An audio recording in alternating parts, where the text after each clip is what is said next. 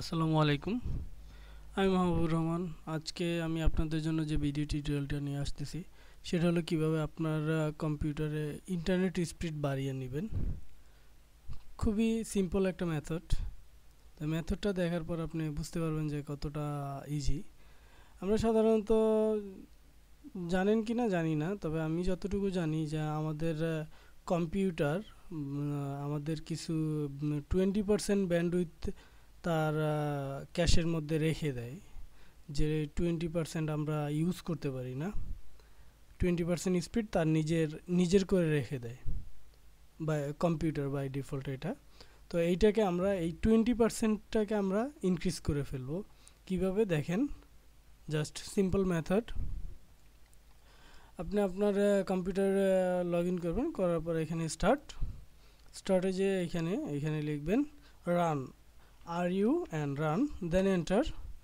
দেন এইখানে লিখবেন GP edit, GPEDIT,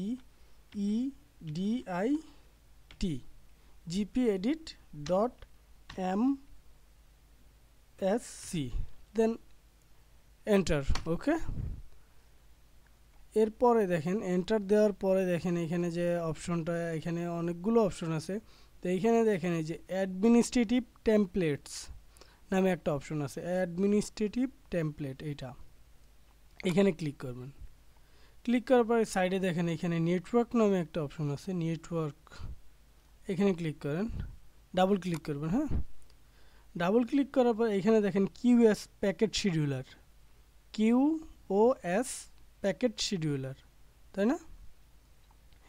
এখানে ক্লিক করবেন, QoS প্যাকেট শিডিউলারের মধ্যে ডাবল ক্লিক করবেন। করার পর এখানে দেখেন এইখানে একটা অপশন আছে লিমিট রিজার্ভেবল ব্যান্ডউইথ। এখানে এই যে দেখছেন লিমিট রিজার্ভেবল ব্যান্ডউইথ, এইখানে ডাবল ক্লিক করব, মাউসে ডাবল ক্লিক করব। করার পর এরকম একটা উইন্ডো চলে আসবে। দেন আপনি এখানে দেখেন এইখানে কিন্তু কিছুই নাই।